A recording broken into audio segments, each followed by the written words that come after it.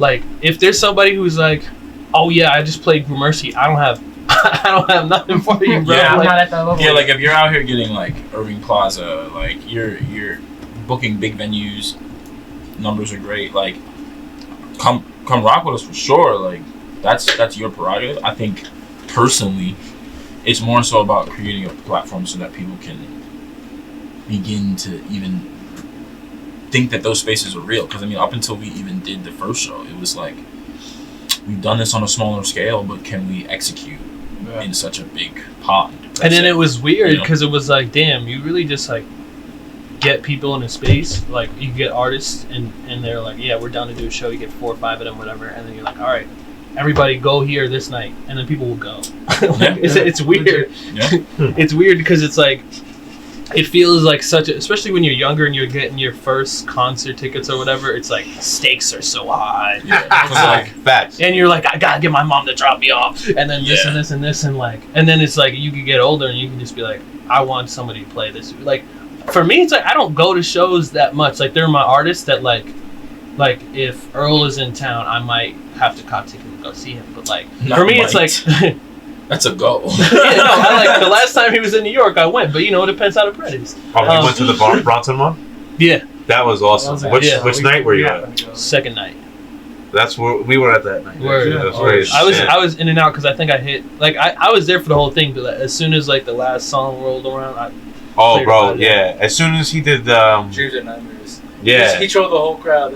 That was so funny. We were like, what the fuck? I was like, are we waiting for something? Should we go?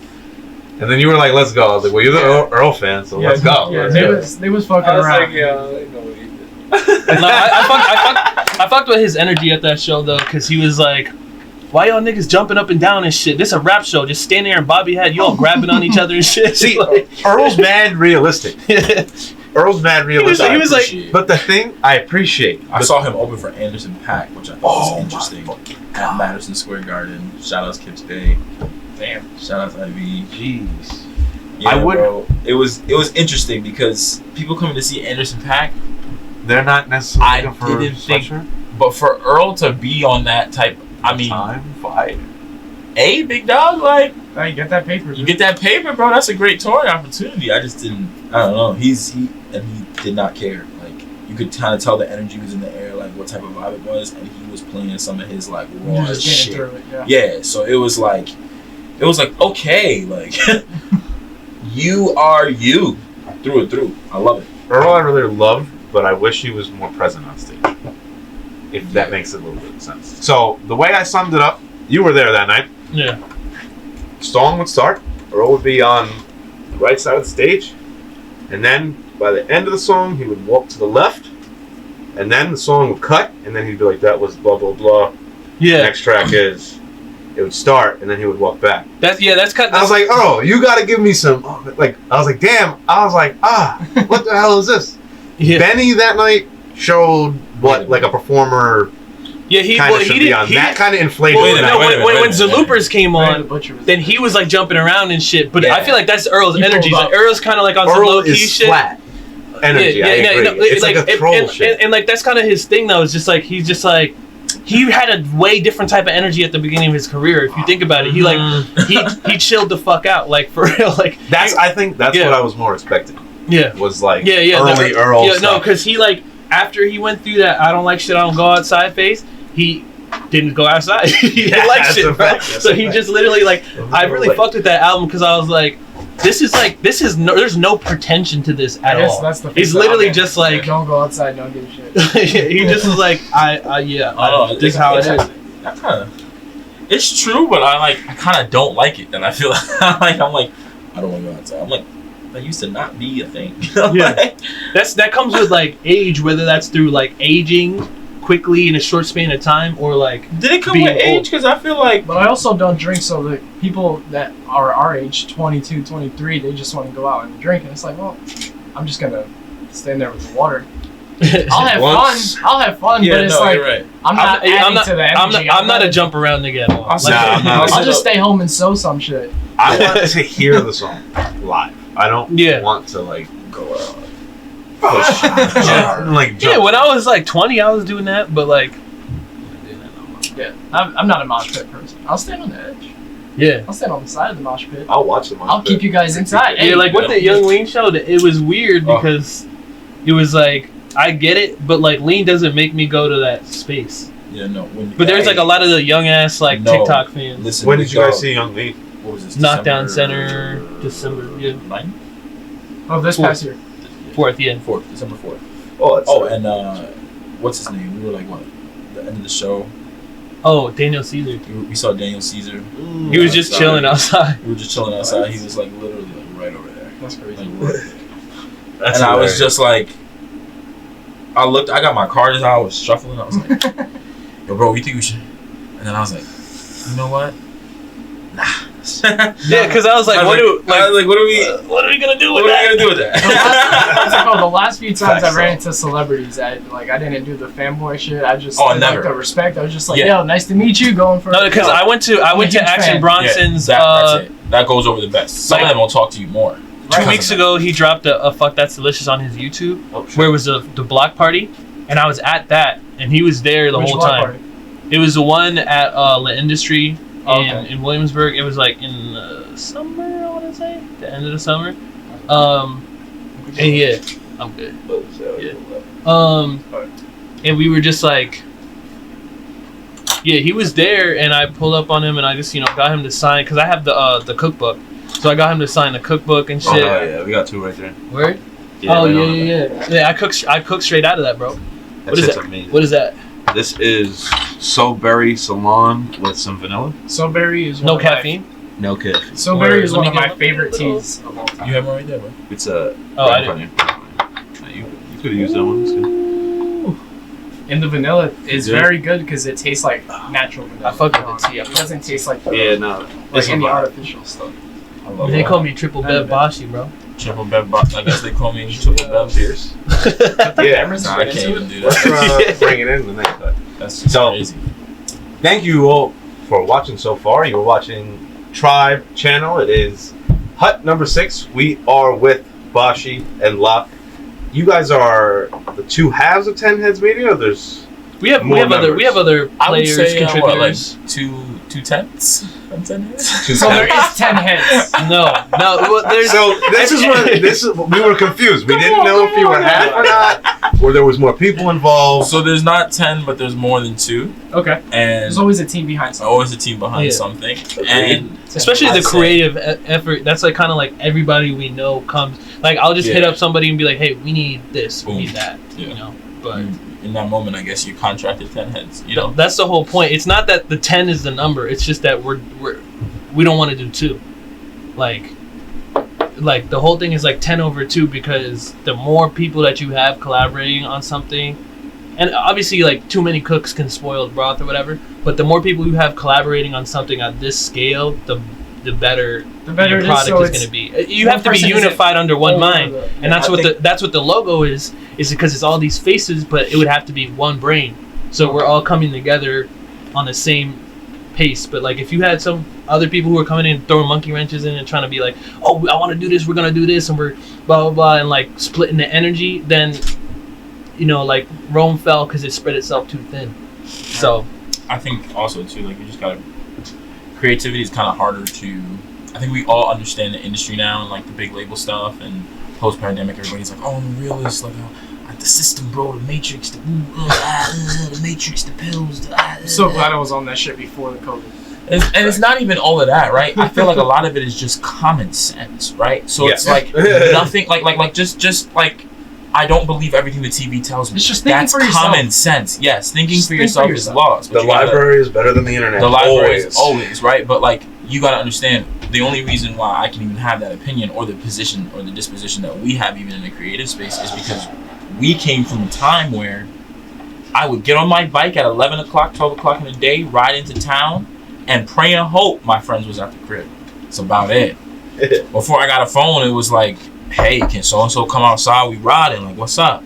Like there was life before all of this, and I think as we got older, we got caught up in it, and it was like now everything sounds so clean and so this, and like the industry is so big, and people feel like, well, I want to make music, but I don't have, and it's like now, like if you build it for yourself now more than ever, that's the more fulfilling thing. And so I think behind 10 Heads, like, everybody works together. It's like about controlling that energy, like you said, right? Like, so like I'm in school, right? So like not everything that I do is gonna be 10 Heads all the time, right? But like when I come in, when I do what I do, like I'm adding to that mission. I'm adding to that platform. And I think that's how it's also been able to move so well, is because there's just this organic flow of like, oh, your resources work at this time. Okay, great. Let's do this. Let's make this move. Oh, okay. You have it. Like, we would have never got that software or whatever dude is talking about. Like, you know what I'm saying? Like, it's just like, it's this organic movement. And I think it's making creativity and like music and all of those things kind of like real again, you know, and like more fulfilling, as opposed to just like, oh damn, I gotta get on and I gotta get this deal and I gotta be like, just get what you can. And like kids be killing themselves to get all that stuff, and then by the time they get what they want, they're shelling themselves. Mm-hmm. Like when you can build The Alchemist, for example, right? Like, right? We don't even have to speak on that. He does an interview and he talks about how he's like, he works in the industry, but he's not industry, and he has a whole core fan base of like 100,000, 200,000 people, right? Exactly. And they're on his Patreon, right? And Everybody he has a tier list, right? And you guys are on it. I'm sure you're on the tier list. And he releases albums, right? And like, think about how much bread he makes just from those 100,000. And they get pure unreleased like cuts from him. Yeah. You know what I'm saying? Okay. Content from him. That's raw, and he can live off that. And he doesn't have to be charting. He doesn't have to be on the thing flexing his chains on the gram, like, because everybody knows who he is. Everybody knows who he is. Yeah, and it's like he never really worried about his image for real. Yeah, and I think. I mean, and he got into the industry as a kid, so it's like he knew, like, all right, I'm not going to be like this little rap group shit. So like he found his shit as a fucking producer. It's like, yo, I can still make songs. Yeah, and I think like even the, you know, y'all know that dude L.A. Russell. Yeah. Right. I'm not familiar. He dropped on the Even app, right? Like this new this. It's basically like selling, like bringing the album like straight to DTC, like direct to consumer, just straight to it. So go on Even, pay for it. It goes to the artist, right? The independent artist, right? So like they're on a beta testing thing right now, and like if you want to apply to have your music sold on Even, you can do that, and then you can promote like, hey, you can go buy my project on Even, kind of like bringing back the era of the iTunes, right? Like, you know what I'm talking about? Buying the CDs from people. Buying the CD, because to be honest, like that's what you want to do. Yeah. You want to know that your people are willing to pay them money. So when you go on tour, you're asking for $40 at a door. Bless you. People have already paid you $10 before. It's not like, oh, I'm asking you for. It's like, no, dude, you want to come to these things. You want to pay for my music. Yeah, and I feel like ownership is coming back. Like when it comes to me as a consumer. Sometimes that like Spotify, Apple Music, Tidal, whatever, streaming shit feels hollow, where it's like I'm listening to this music, but it's not.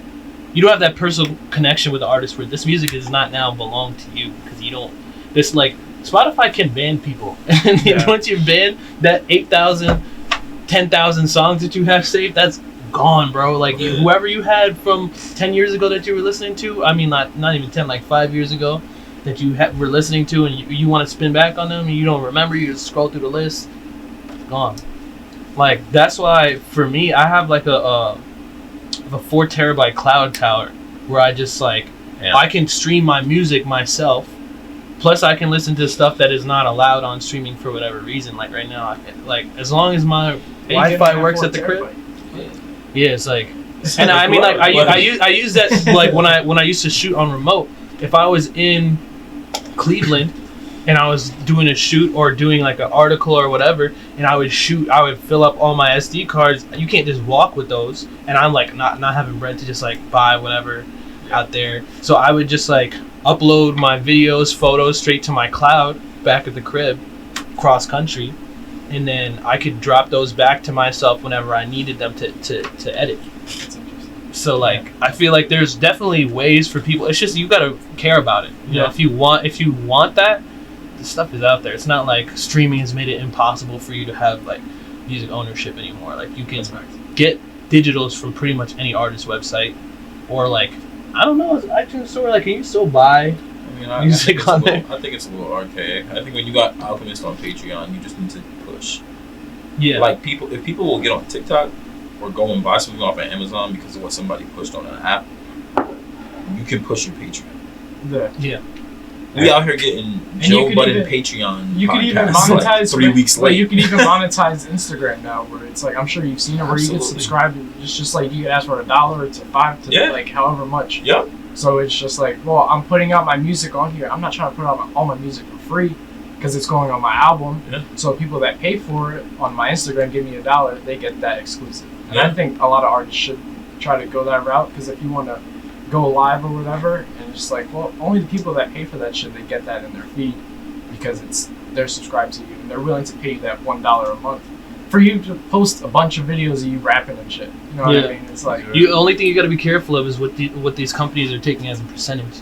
Like the more direct to you that money goes, the better. Because like people, the reason people started posting like music content on OnlyFans is because they take a smaller percentage than somebody like Patreon. Yeah. So it's like Yeah, you got to constantly find the new move with shit like that. If you're independent, you're trying to keep your pockets with the most. Well, yeah, that's because the You couldn't OnlyFans, put my name next the OnlyFans shit. OnlyFans. That's because the girls, they fucked it up during COVID, because that was meant for a business. You know what I mean? It was Yeah. meant for people. It was meant for OnlyFans. It was only, yeah, legit. And then it's not a porn site. It's actually a business site. But it got fucked up and it got flooded, so it's like, yeah. All right, let's go. Let it rock. I guess we can't use that one. Everybody has to use Patreon if you're not showing ass. You got no ass to show, you better be on Patreon. I mean, I think it is kind of sick that grown men waited until a girl was 18 to then. Don't get the fact You don't that even want to go into I don't want to go there. I'm the just fact saying. that she also became like a billionaire overnight. Shit's wild. Multiple, actually, at this point. I'm sure that this is like a dime a dozen. Anybody story who at this signs point. up for this, go Yeah. get help. Find God. Let's move away from the OnlyFans and maybe get into what you guys do and are going to be doing. But first off, let's just talk about what 10 Heads is up to, what you guys have been up to, and why you guys do what you do. So what would you describe your work as? Are you a event organizer? Are you a event planner? Something along those lines. I think it definitely started with booking. Okay. Like just booking artists to do shows. But at the same time, it's also platforming. Right. It's not. I don't want to say we're platformers, but I definitely No, want but to say that's Yeah. the correct way to. yeah. Right. It's If I was a random person on the street, though, like, how would you tell me what you do? You know? Bashi. It's kind of amorphous because it's becoming all the time.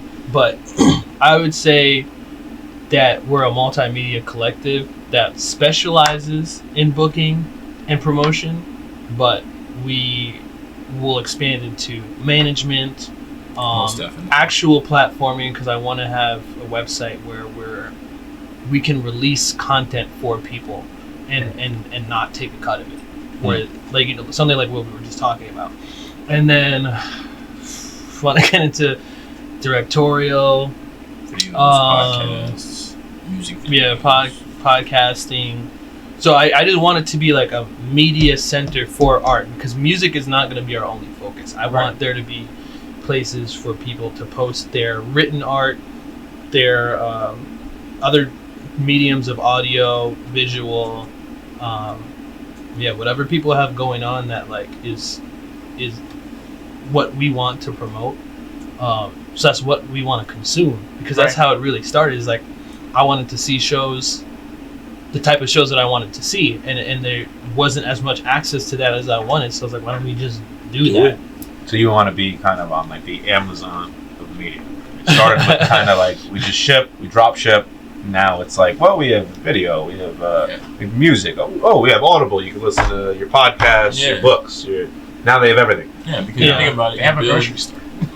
You build it for one, and then like all these other aspects. Well, and parts the start great coming thing together. about the creative field is that it's not just like specific to one thing, right? If you're involved in music, you're probably very close to a person or are that person who also takes photos on your free time. So you know what I mean? So it's always like a bunch of different creative minds. So like you said, it's not only going to be music. People that make music, they probably write poems. They probably write great articles. You know what I mean? Yeah. They can write up a great, like, yo, I got this great hot take. It's great for the industry. You know what I mean? Yeah. Not just the music, but the creative industry. And it's like, yo, yeah, if you can write a cool one page on that shit, that it'll bring like, you know what I mean, the same mind to it. Yeah, I want That's essays, theses. Wow. Like I even like we were talking about it like on the way over here, like agricultural stuff. Like if I can link somebody to your store where you sell like small scale produce or something, Right. and this is a POC creator or farmer or whatever, like it's just to platform stuff that we care about, like for Yep. real. It's just like I care about eating good. I care about people being provided for by putting that out there, like all that stuff. Like it's not like I'd love to do like little dossiers and like interviews on like, oh, this is this little local business, or this is this person doing this. It's like all these people, if they're on the same wave in the same mindset, it's like, well, this rapper needs somewhere to buy groceries. Like this rapper needs somewhere to get a certain type of content that they need, that's, you know, in the same space as them. Or a small business needs a song for all their videos. Yeah, it's like it's just like somewhere where you can just like peruse stuff in a collaborative mindset, where it's like, okay, like we're talking about potentially having an event where there are vendors. So like you guys will obviously be there with your shit, and then like people who are selling, you know, whatever, skin creams or scents or something they sew by hand. Because I think the other part of it too, like when you look at like 10 heads, is like there's no way for there to be any type of movement in that space outside of the big machine, right? Yeah. If we don't give to one another. Right. You have to expand out of your own what to get off the ground. Yeah. You know what I mean? Because everybody is trying to get at their own thing. So it's like, bro, I got an event space. I'm doing a show. Yeah. Because you can be a vendor, and it's like, all right, word. Pop up. You're not a vendor. We have stuff available, so it's like that. That's exactly what you're saying. It's multifaceted too, in the way that, like, watch this. Ready? Think about this. You have all these people who are like-minded that come together, and like, I got money here, or I can do this, or I want to connect this vendor to this brand or this rapper, and like, then maybe you have it. Like, you show up to one of the shows, you have your bags. One of the rappers come, they see what you're like doing, right? Yep. And they're like, oh shit, like, bro, like, shit's tough. Like, we would love to rock this shit. Like, we would love to like go into. Like, it sets things in motion, and then the community is giving back to itself. Right. So there's no, and then they find out, oh shit, like, you guys do videos, y'all do treatment, like curation, like all this good, like that right there, that relationship that can start right there, even that started here, is like what the mission is about in a sense. It's like, how do we give back to what is so important to us already? Yeah. So like, I'd love, like, when we get a website launch and stuff, I'd love to have a vendors section. I'd love to have an artist section. I'd love to have an articles section. Right. And then that would direct you back to the artist that wrote it. And so like, maybe we could, you know, bring it down to like creators, vendors, and like one other thing, like try to simplify it or whatever. Yeah. Right. But then you can go search that then by category and be like, okay, beauty or hip hop, like genre, all this different stuff. And then once you get there, it's like, okay, this is somebody. There's just like no lexicon for people who are looking for like independent, small scale creators of any kind. What we're doing right now is we're just scrambling on Instagram or like whatever socials and trying to look through hashtags. But, you know, people get blacklisted, people get like put on the side because Instagram's algorithm wants to push different stuff. So it just makes it, the way that the internet is trending right now, it makes it harder to find very specific things. Yeah. Especially if it's something that you want to like consume because they're catering their agenda to consumers. So like, you gotta like you gotta work hard, bro. You gotta work hard to find what you want to consume even, and then like as a creator you gotta work even harder to get it to those people, because you're constantly competing, which is not something that we want to promote. Like obviously there's competition, but because capitalism has forced it, but there doesn't have to be as much. Like his music should not compete with your guys' business. You're on two different things. Right. But because something is going to get promoted over something else, if I'm scrolling right now, because I follow both of you, who am I going to see first? Right. I don't know. You post more. Yeah. It's like whatever the algorithm says that day, I'm going to see that first, and then that might detract me. I might just go through his whole page or whatever, and I miss whatever you post because it's not in chronological order anymore. So now it's just like, now it's like, it's making us compete as just individuals. So now it's like, I'm, even as a regular person posting on my Instagram, I'm competing for attention with a business for no reason. Like I really just want to like show something to my friends, and that may be taken away from one sale you could get for no reason. Like it doesn't make any sense.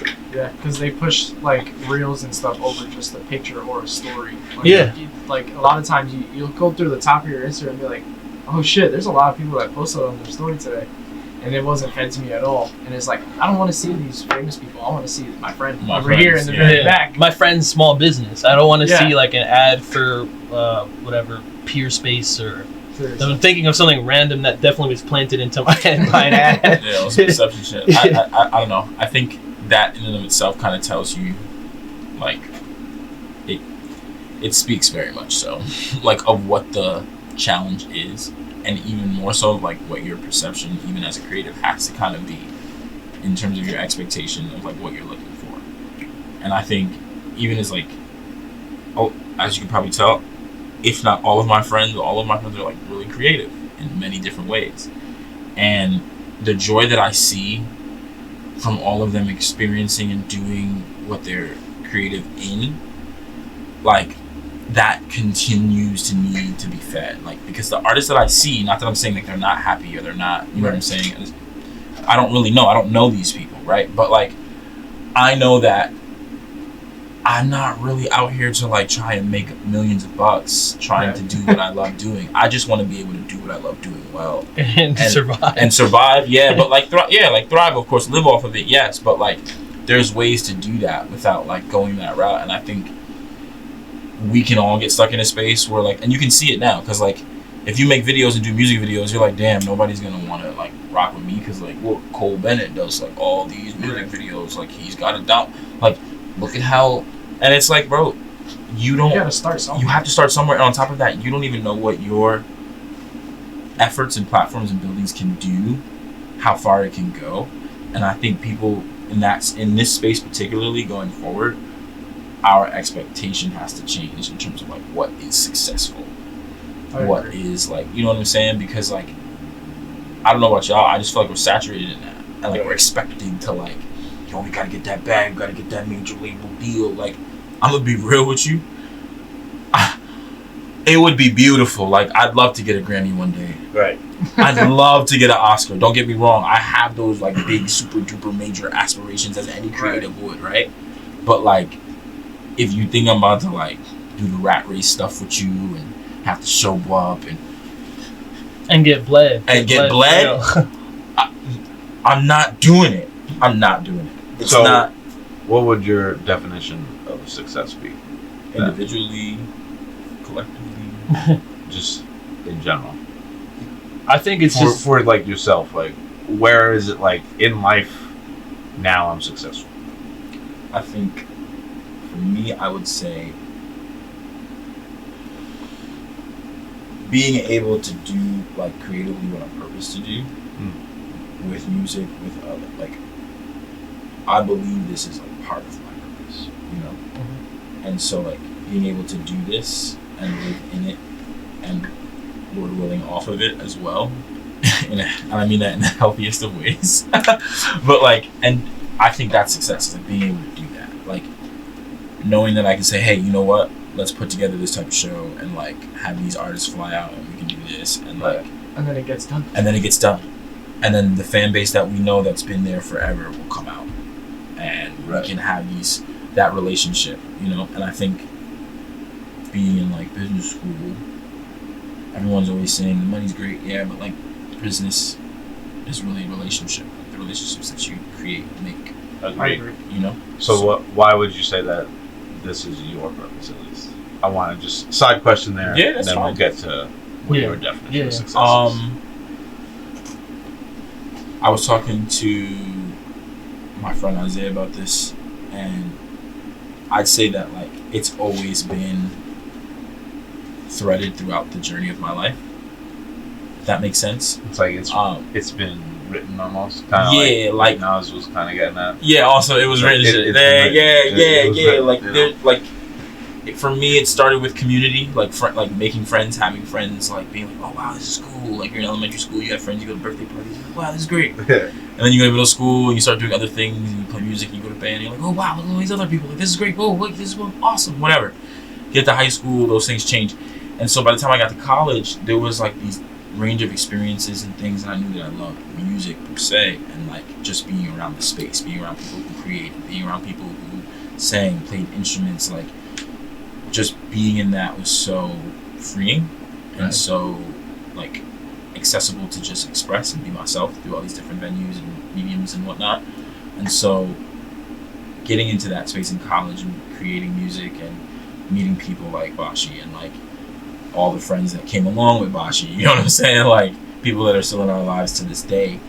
For me, it confirmed that like, yeah, this right here, being creative, like building with other artists, being an artist myself in the near future. I'm taking my time, I understand that. But but like just existing there and doing what I can to push that, I feel like that's purpose. Like I wholeheartedly believe that, people call me conspiracy theorist, but I wholeheartedly believe that in like the future, like we won't really be able to tell history through books too much anymore because, as you can probably tell, information nowadays, you've got to like... It's not getting it written down on books. Yeah, you got to fact check. Like something could be off, something could... Primary sources are getting... They never die, but I feel like access to them, It's the true hard. primary source, Yeah, I agree. will be muddled and muddied. I agree. But I think art in so many different venues and mediums can tell stories. Yeah. And can leave history. You know what I'm saying? I Like, agree. So that's why for me it's like purpose, is because like now more than ever we need it. That's I think that's really drawing, and that's really like pure. Mm-hmm. I think that's really great. But Bashi, on your side, what would you say like would make you a successful, not just artist, but like a man in life? I think it's another thing like that sources from my childhood, that sources just from my nature, is being able to tell stories and create space for people to tell stories as a living. And there's my problem my entire life has been I've gotten into so many things and I've gone into so many different directions. It feels like it's really hard to tie that all into a rope that I can climb up. But I feel like this venture right now is the one way that I'm able to get as many of them as possible at the same time and kind of guide them in one direction, because it's like a multimedia, multi-platform endeavor. And yeah, from when I was little, like for me, it's always been storytelling. That's changed shape and form. Like it's been photography for a certain amount of time, and I still do that. But there's different periods where different things were my primary source of storytelling. But when I was little, like I used to like draw comics when I was like 5, and I would draw comics, and then I would staple a little construction paper together and give that to people as gifts. So like even from then, I like had stories to tell, and I had visuals that I was trying to convey, and then I've just gone in all types of different directions. Like I've been published in a magazine as a journalist before. I've been published as a poet before. I've been published as a photographer before. Like all of those things at different periods of my life, some of them overlapping, have been a way for me to help tell stories. And it's ideally it's not about me, because what compels me is what I really want to share.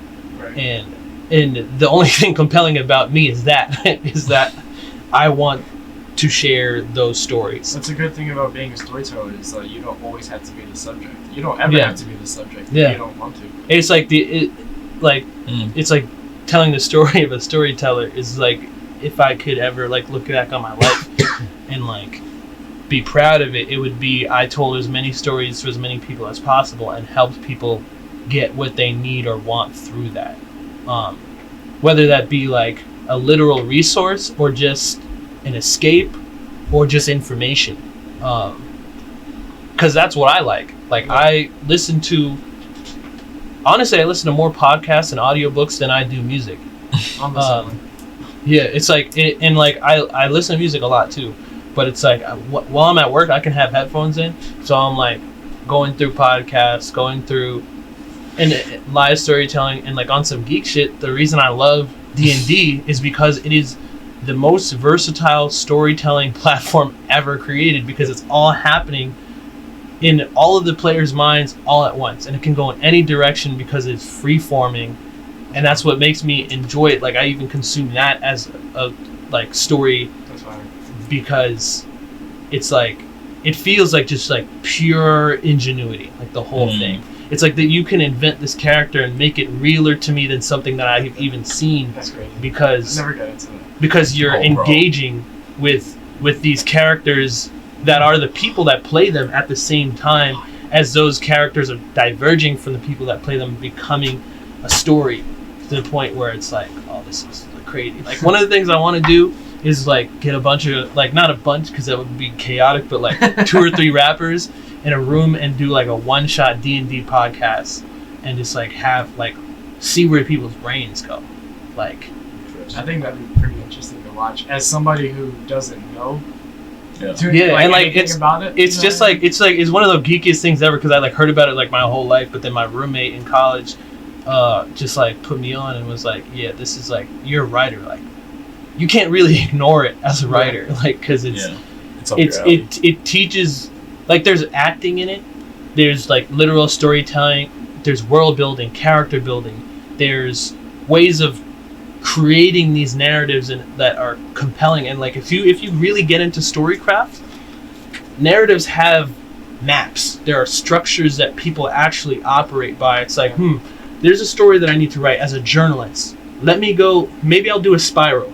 Maybe I'll do something that jumps back and forth, so there's like a point where we get to this part of the story and you realize this is the end of the story, so now you're going to jump back to the beginning and then run back into where we started. And all of these are mapped out. These are like, they have names. I can't remember them off the top of my head, but they have names, they have methods. Like, all this shit is like, if you think about it, it's all like nonsense. It's all like nothing. You can't touch it. There's no like tangibility to it. But it's the most impactful shit in the world, because that's what these newscasters and all these people who are writing this stuff that controls the opinions of the nation, they use it. It's the most powerful thing in the world. We were talking about it earlier, propaganda. That's decided the fates of millions.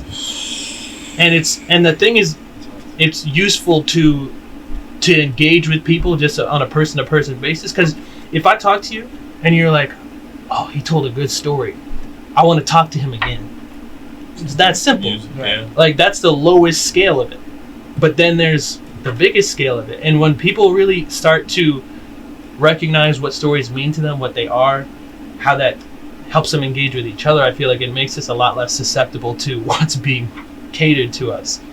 And like, if I'm down here rocking with all of us and we're telling stories to each other and we're creating a story by talking to each other, I'm not thinking about Fox News right now. I'm not thinking about CNN right now. Like, we're not worried about that, because we're engaging with each other and where our stories are as people, where they're going, what we're gonna do, what we're gonna create, how that story, that vision, that future that we're thinking about can be our lives for real.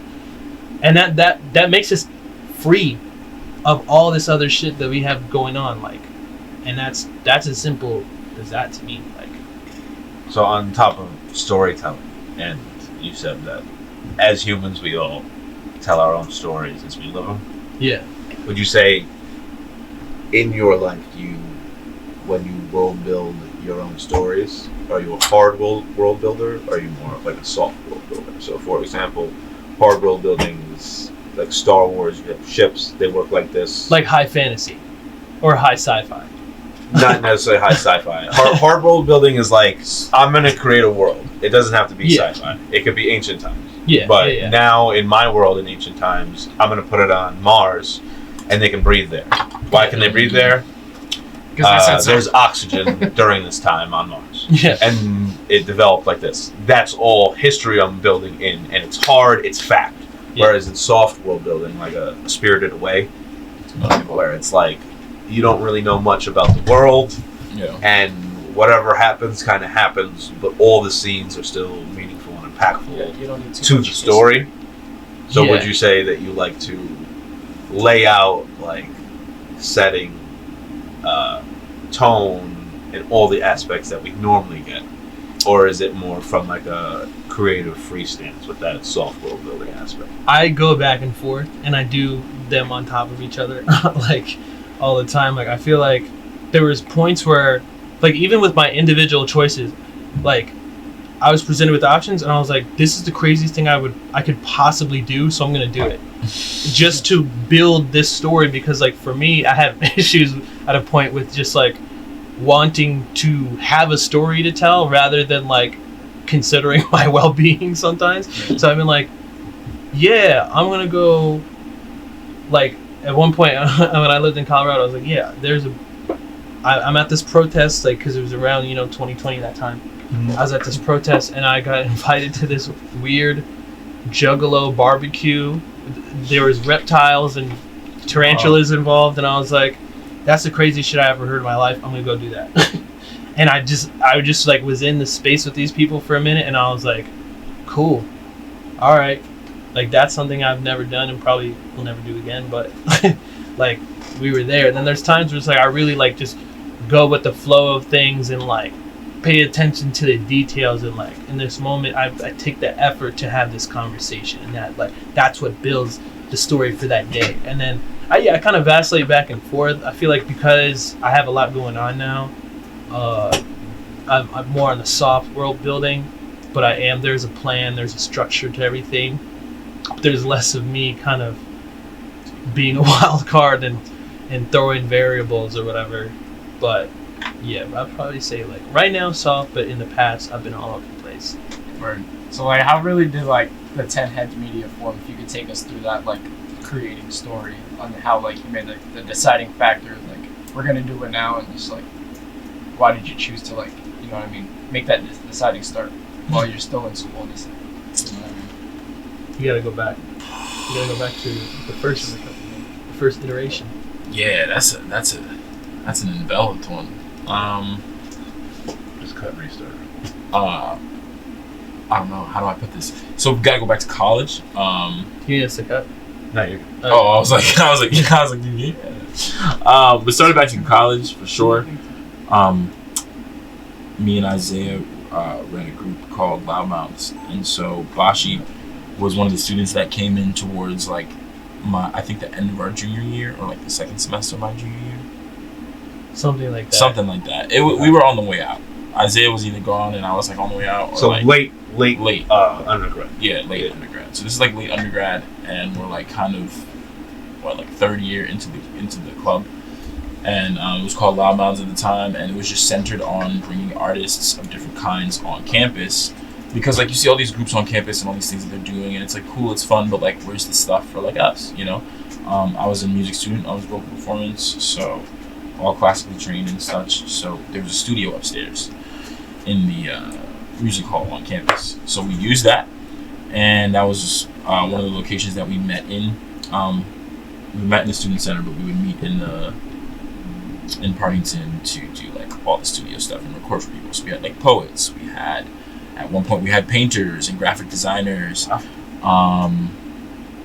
Bashi had headed up the logo and the like whole branding process of like stickers, and I think we even had shirts, hats with Tess ran, and at one point like we all had like OG hats as leaders. We had a pair of design vans and stuff. Yeah, we had vans and like all this like in college. So we're getting artists to come. I had people coming from campus. Michigan. Yeah, like completely out of expanded. state, like just throwing poetry, have them like headline, and then have a bunch of our people go underneath that, and it was kind of like an open mic format with like a headliner. So Yeah, it was doing stuff beautiful. like that. And Were they doing like one set each, or were they like? Yeah. Yeah, we get So- somebody like 3 poems or something like that. Yeah, like 3 poems, and then they'd also loudmouths would let them meet during the week to just like share stuff that they're working on, Yeah. even if it's in progress. Like, hey, this is a draft, but like I still want to get it off type shit. Yeah, Yeah, And it then, was like- crazy. Like people yeah. were crying. People Yeah. were like on their knee. Like there was some powerful stuff that got let out because people just needed to like share. So people would like let Yeah. stuff out, or people would like. We had some people who would just like go through stuff on a weekly basis, write a poem about it, bring it, and just like try to get that out as a way to like express it. Yeah. And like, That's when some of the best art gets made. You have like, Yeah. I always reference, my pops always tells the story about the Who, Mm. where their bass guitarist wrote one of their songs about a spider that was just on the wall, and then he just wrote a song about it. And it's just like that's when creatives were just creative, and it was like, why'd you write this song? I felt it. Felt Yeah. like it, yeah. And it was something we were just trying to bring back as well. I mean, I got to test music out. Like a lot of our peers got to test their art out. Bashi, we learned at the time, still is one of like the greatest poets ever. So we connected, like I said, late undergrad, and I was closing out the year, and I needed to train like a team of people. And me and Isaiah had spoken previously about how much we love Bashi and like his friend group and just their commitment, and Terry and Matt, and like they were just so engaged and so involved and so willing.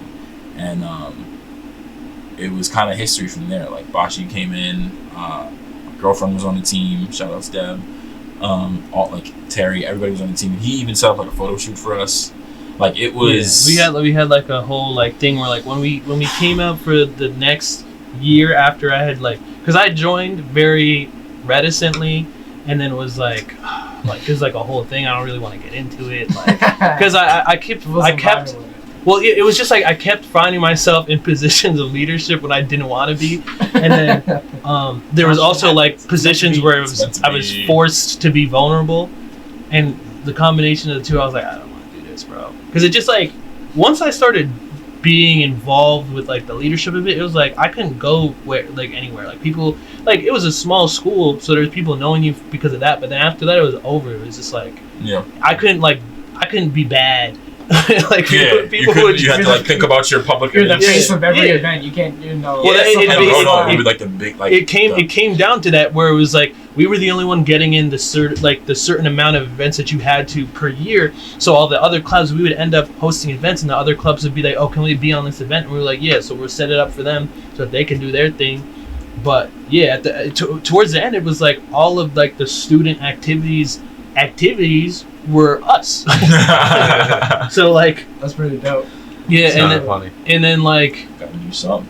yeah, it was just like from there it was like They let you do it. it was a sandbox. It definitely didn't feel like it felt like the stakes were high at the time. Yeah, but it was college it was campus. college. I think it's planted the seeds for what we felt just a few months ago when we were talking about like going to shows as discussed, and seeing that like wow, we want to see our people or like people that we can bring out, and just like we got to practice there. I think that was kind of like, hey, like let's do it. And I think we're both more resourced now. Like me going and doing my MBA, and him like having written, traveled, photography, like video.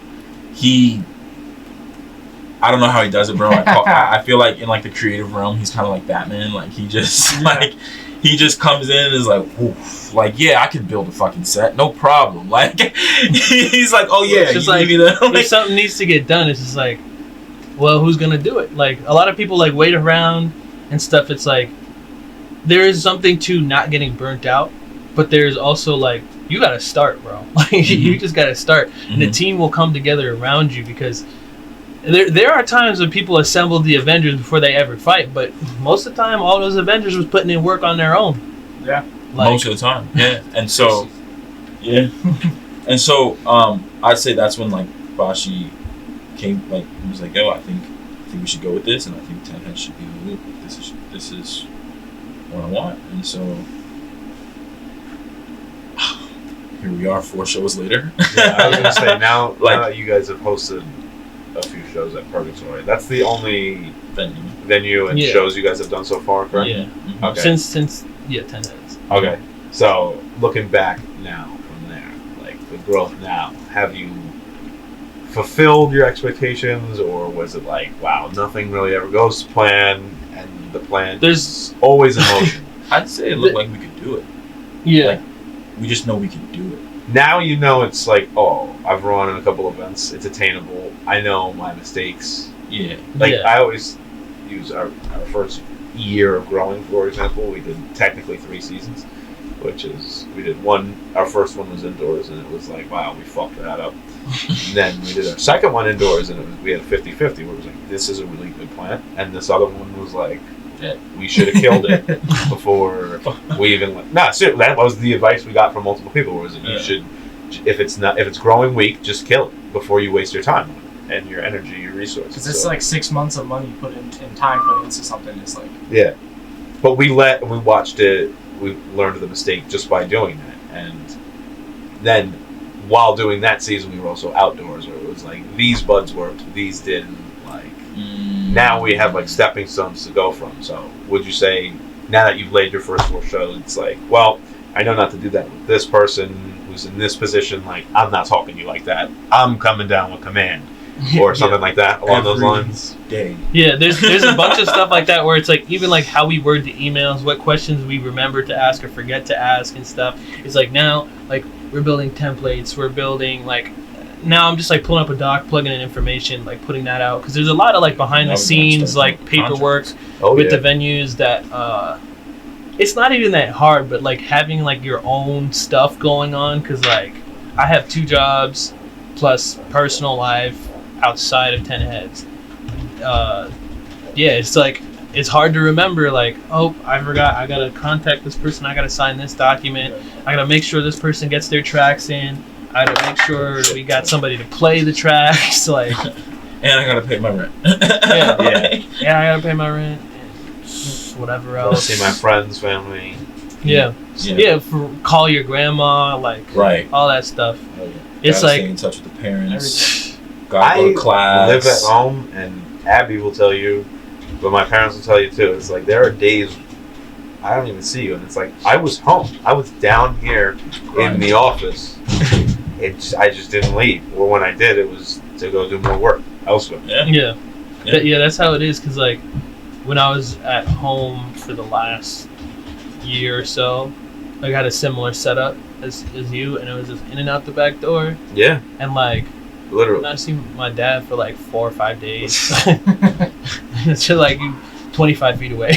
Literally, it's Yeah. like you're just your flight of stairs upstairs. Like I can just walk up, wow. but it's you get so entrapped into what you're doing. Yeah, so and that's hard and to it's hard now because it's like I work either a really good shift or a really awkward one. Like my regular job is like 11 to 7, which is like cool. I don't have to get up early, but because of New York Transit, it's like how much time do I have afterwards? How much time do I have before? It's like that's like I hate My like free time is the train. yeah. Yeah. No, really, like emails get done on the train, documents get written on the train, phone calls sometimes gotta get made on the train. Like You're above ground. like when I like it's like I gotta set up appointments. You know, regular like taking care of yourself. People You gotta go should, to the doctor still too. Yeah. Shit like that. Hey, Yeah, I don't, I I don't know didn't if you think drink about that, coffee, but if you drink coffee in the morning, like I make my coffee and I check through my emails and shit. And Yeah. like as I'm making my coffee, so it's like I'm bad sometimes with to, like, morning find, like the smallest things and like management. let me just go grab my phone real quick and it's just like all right, let me go check Yeah. the last 2 days of stuff because It's it's like insane. sometimes you forget and it's like I don't know. fuck, you missed an important email. You need something right now. Hang me, John, in a second. Gonna be steep. So now coming from that, and you reflected on that. So what would you say the next steps are? Like, what are your next immediate developments? I can definitely say increasing our venue locations Okay. in terms of just like diversity Right. location, right? we're gonna do I a was lot gonna of say you- different types of spots, like because right now like we've been doing like a bar, but there are other types of venues that we want to look into that because somewhere where we maybe we can have a vendor do drinks or do food or do Right. whatever, Yeah. like you know there's in New York it's like kind of hard because like you almost like feel like you don't know what anything. You'll walk down the street and you'll see nothing, but there's a billion businesses on the block you just walk down. They just have the regular storefront. And like even like the little warehouse districts that we have, there's so much weird stuff just like tucked into there. Like my tattoo artist is on a street that I've walked down like a billion times, and like they just moved there, and since then I like have walked past it and like not known because I hadn't been in a little while. And then it was like, oh, you're there? And it turns out there's like podcast studios in there. Yeah. There's other tattoo artists. There's like a recording. Like, but the buildings are just like... regular. Yeah. Yeah, like one of the studios that I used to go to in Brooklyn was literally like... It looked like a loading dock for a truck. And then you go in the side door, you go down, and it's like this whole like array of rooms, and they're all studios. And I'm like... This is a loading dock. Like, how would I ever known that this was here? Like, what? Yeah, that's what the thing is about New York is that because like it's a vertical city, like there's stuff up and there's stuff down, and because of that, it's like you're not seeing stuff like there's stuff in between. It's like you go down an alleyway and then go through the side door or whatever. And you're like in a whole new world. It's insane. Like it's insane. Have you like heard Sean Evans on Hot Ones always talks about how his green room isn't a green room. It's a glass room in the middle of an office building. Oh my gosh. Yeah. So there's the story where like Coolio does like the last dab, but he pours it all over the wing. He's like laying face down, and like people are working there 9 to 5. Like Coolio is laying right there. Like, you know what I mean? Because his mouth is on fire. Like that's that if you have never been to New York City, that sums up New York City. Yeah. Where it's like everything happens around each other and people just don't care. They don't. Yeah. It's the most private city in the world. It really is. Yeah. You think about it. It's the most private city in the world. It really is. But well, to go back to the question, they're like, so we want to diversify venues for sure. We want to diversify events. We want to increase events. And we want to event type, and then we also want to collaborate with more people who are, I guess, platformers and organizers. Like there's a couple of people that we've been talking to that they do, like they specialize in bringing vendors into spaces, and then we're talking about pairing that with musical performances so that it's like an open air market type of deal. Not open air, but like, you know, there's more of like a active space around everything, which that's like a whole other direction where so much stuff can happen. Okay. And then looking into doing like some like beats based stuff, getting not necessarily a sponsor, but like a vendor that can sell out of the space to provide like food and drinks and stuff.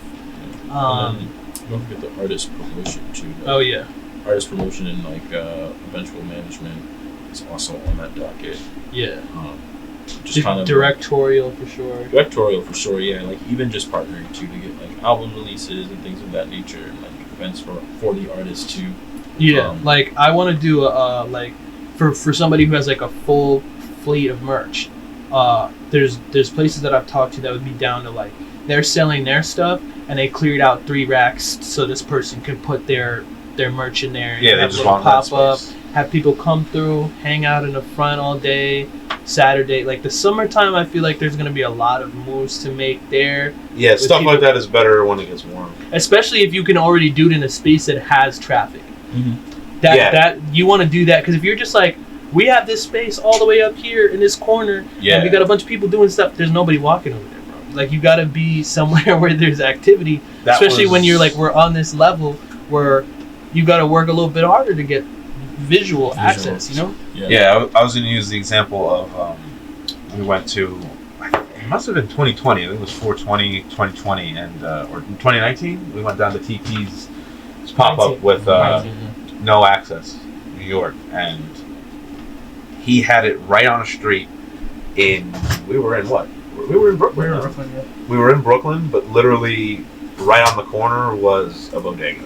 Well, so you had the ice cream truck pulled up on the street. Like, it was like, dude, do you know how much foot traffic you got from that? Just those 2 things alone, on top of every other thing that's on that street. Food trucks is like a cheat code. It's a cheat code in New York, because a lot of those food trucks have their own fan base, so they're looking, where is this food truck going to be on Saturday? Yeah, like the bodega truck. Yeah, that's Perfect what I was example. thinking. At the Oh, bodega when you truck, guys I would posted love that. I would love to be like, okay, we got our vendors inside the store, we got our vendors Well, outside the outside, store, literally, we got yeah. our artists selling merch inside the store, That's a and we great got a idea. food truck selling food outside the store. You can chill here for 3 hours. Legit. Yeah. Because that's how you get people to spend money, Stay for especially in the whole summer. entire Like the event. summer, I feel like right now I'm just like this seasonal Got a depression. pickleball tournament at the This park. yeah, this seasonal depression is knocking me right now, but it just taking me off kilter when it comes to energy. But Oh yeah, no, they there's- got me in the first half. yeah, Yeah, I'm not gonna lie. there's a lot of like momentum towards just so many new ventures and like collaborative space. Because I really just like to hang out with people, especially people that are like-minded and like care about people. Like Agreed. that's simple. I think you guys do a really good job of already creating that, and with what you have, obviously the limited space. Purgatory is, like you were saying, it's in that location where it's like, dude, you're right next to an underpass, Yeah. an overpass, which is a train. It's not like there's people up there. yeah. Like they don't see. I me. mean, also we have the issue of like every single time we've ever had a show, there's been inclement weather. Like when Yeah, that fails, that's just bad. That's it's Even just, come in and do the interview. yeah. It started snowing on the It started way. to snow, yeah. Not on the docket. It's snowing for no reason. And like, It's But not you even, push it's through, it's not and even- that's how you know it's you're not gonna be even freezing successful. outside. It's like 35 degrees. You know, It should be raining. Yes, no, and absolutely, I agree, it's like and I appreciate. every once in a while, I'm like, are you trying to tell me something, God? Like, what's going on right now? I Like, mean, if you're trying to tell me, I'm still Trying to test I don't know you. if I'm listening right now. Trying to I'm gonna test keep doing this. I don't know, what is snow and rain? I know, When- like I like to think of everything as like this is a test to your determination exactly. Yeah. and perseverance for sure. Yeah, Like our buddy E, he had his grow operation going in Vermont, and he got all screwed up because the fire department had to come in, and then they were like, "This isn't safe." Da da da. So his landlord was like, "You got to get rid of him." So he and he's not home at this time, mind you. His operations Vermont. He's on vacation, his second day in South Carolina. So he's like on the phone, like, "Yo, can you move this plant? That I just need you like a couple days, and then I'll be like, you know what I mean, just trying to buy time." And I mean, after that, this man was completely like, he was like, "I don't know if I want to do this shit." But now he's getting back to it, and bro, he's on it. yeah, He's on it. It's not. yeah. I think it's easy to love it when the sun is out and the stars and like everything's shining and it smells great. Yeah, exactly. But it's harder when it's like raining and you're like, damn, I gotta get up and go do this show. And it's raining out. Yeah. I gotta get there. Yeah. There's gonna be some angry dumbass on the subway. It's raining. There's traffic. There's gonna be a moron trying to play their music for me on the subway. I don't even want to Yeah. hear any music Don't right give now. me I'm your trying to host a show for music. Yeah. I have a headache. Yeah. Your mixtape didn't do it. The J is late. It's delayed. I had to take the like. You want it. If you want it, if it's real to you, then You'll I feel get like it. you'll get it. Agreed. I want to thank you all for joining us. I know this is a long one. We got a lot more to get through, but we would like and appreciate if you left a like, comment what you think of 10 Heads, if you have any questions for them, and be sure to check all their links out down below once this is done in the description, and be sure to hit that subscribe button. We have a lot more content next week. We have another new series coming out, so stay tuned. But getting back to it, and I will say, you guys have I know Sammy's over here, so he can definitely attribute to this. I don't want to say that you're more than artists necessarily. I mean, obviously, every artist has to be more than an artist these days. But when it comes to actually conversating, like the fact that we have such a long amount already shows this is like the guys who were like rapping and making the music, they like to write. Like this kid's already in his journal. He's already in his notebook over there. Whereas you guys have been like, I can feel it in your presence where it's like they like to connect. They like to conversate, connect, see what you can do, see what we can do together, and let's move forward. I really like that. I think that's going to be very valuable to both of you moving forward. But let's get into some about what you guys are really about individually. So Bashi, you are, well, we were going to say one half, but now we learned earlier it's really Apart. part Yeah. and but one of like the faces Yeah. like that are out in the public. There's at least faces. one of the hits. Exactly. And you have been down south, out west in Colorado, and like I said, down south in Carolinas and in Virginia as well, correct? And then out in Dubai. Can you take us through like what were you doing through some of these times? Was it travel, vacation? Were you working, studying? Connecting? So I was up in this area for school. I was down south also for school, and then like anytime that I'm somewhere, I'm working on whatever projects are coming to me. Then I went out west to write for a magazine, which I did for a little bit, and then COVID hit, and just everything. Yeah, just like the whole department got scrambled. Damn. And I think like honestly like no one. I was not like formally let go. It's just like people who are. I was like one of the first freelancers to work with them because most everybody else was on payroll, and I was just like, I'm willing to do this in whatever capacity. But freelancers just fell through the cracks because at that point, especially like publication companies, they did not have bread to go outside because they were just trying to stay afloat, and that's like still the Send one of case. their own guys. Yeah. But yeah, I was just like working, and I never really wanted to leave the East Coast, but I wanted to like see what was out there in different places, especially like because we're like in Jersey. It's weird. It's like they kind of like label you a failure if you don't go away to school. So I feel like I had a lot of pressure on me that just from the environment to just like go somewhere because that was just like in my head. I don't know if that was. Because I felt that from other people, I heard that from other people. I don't know if that was just like certain circles, but there's definitely like a lot of people like because when I went down south, I met a lot of people from Jersey, especially that were at these different schools in North Carolina, and I was like, okay, see, it kind of is like that. But why do you think that? Like, is it like the community just kind of feels like that? Because I mean, like Jersey has Rutgers, but there's really nothing else. Like, well, there's like Rutgers, Seton Hall, TC, NJ, I was gonna say Princeton. there's good.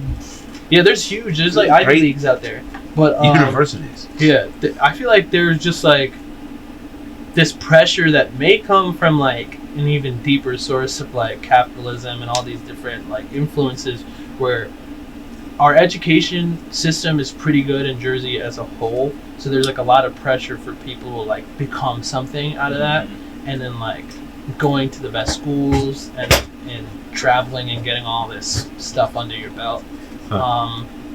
There's definitely a lot of that, but I'm not sure directly because there's never somebody like a teacher who was like, you gotta go, you gotta do this, you gotta do that. But it was always just like everybody's like, I'm going here, where are you going?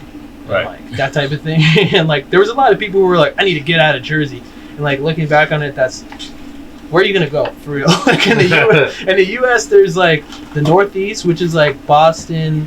Like, there's the big cities, Boston, Philly, New York, and if you want to be right in the middle of all that, you're in Jersey.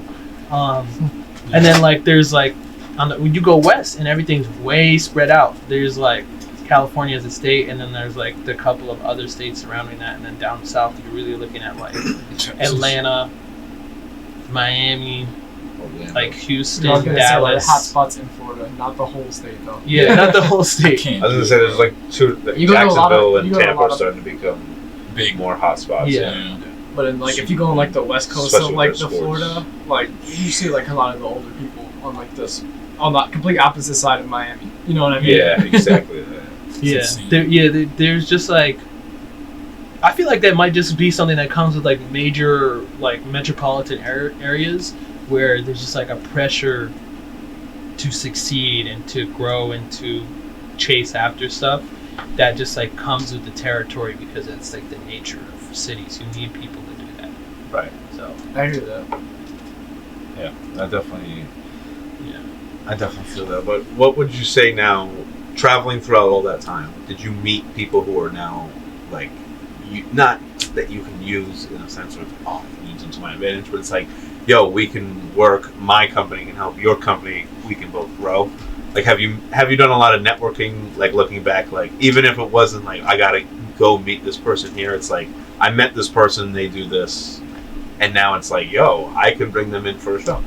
There's definitely people that like I'm looking at now that I'm like thinking of expanding into different fields where I'm like, oh, I gotta get this guy from up in Boston. I gotta get this guy from St. Louis. Like, I have these people that I know that I'm like, bro, if we can collaborate over whatever distance, or if I could get them over here and like there's like so much that we could do, and I feel like there are people that I've met that just their art or whatever they're doing is like stuck with me, and we stayed in contact. But like because of, I feel like COVID burnt out a lot of my skills, like just sitting at the crib and just being like, all right, I guess this is hour 14 of playing Pokemon. Like, Yeah, right. it's like there was a period where I was like just wasting my time, and like I feel like I lost some of my social skills. So like being in New York is like helping me like regain that, especially like that time like really messed with people's energy. I feel like because like now I'm like I only got so much time, I only got so much energy to like put into this. So it's like it's hard to like stay in contact with people for sure. But it's like when you have that driving force behind both of you, you kind of find yourself like side by side and stuff.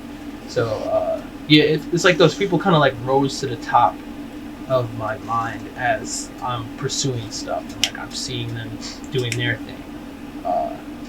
But yeah, it's kind of just like a wheel that turns, and then you realize that there's momentum in certain people.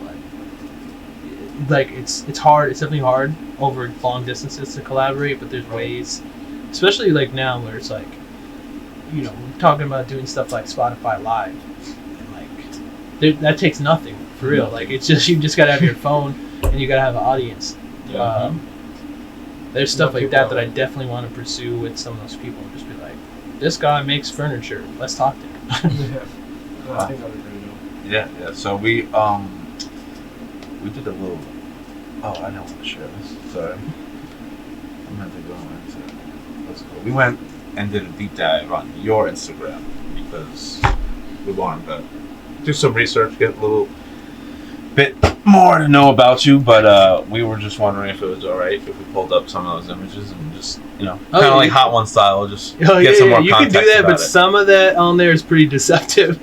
You don't. Hey, there's always you can pass and just be like that image is that image. Yeah. There's enough context there. There's no problem with that. So let's go. How come I need the thing. Oh yeah, no. So this first one here is from what is this? December 19th of 2014, where it looks like you're either capturing or I don't know if you were performing at an event. No, that was like so. In high school, I was always around people like who were making music, like my friends were, because I was just around like creative people. Because I grew up in Patterson, which is like the hood, but I never like fell into any of those type of like dark cycles because I knew what I wanted and I knew I wouldn't get it there. So I was outside of the city a lot, just like seeing what was going on, and like I feel like my love for hip hop kind of came later. So earlier, like I was listening to hip hop the whole time, but like getting into those spaces was difficult because, like I said, the reason we did this is because we want to be around certain types of art, not just that genre, but we want to create events we want to go to. Yeah. But early on, I was at a lot of rock shows, a lot of like indie shows. So that was my friend's second performance. That band is now called Yahweh Nailgun, and they're like pretty big in Brooklyn.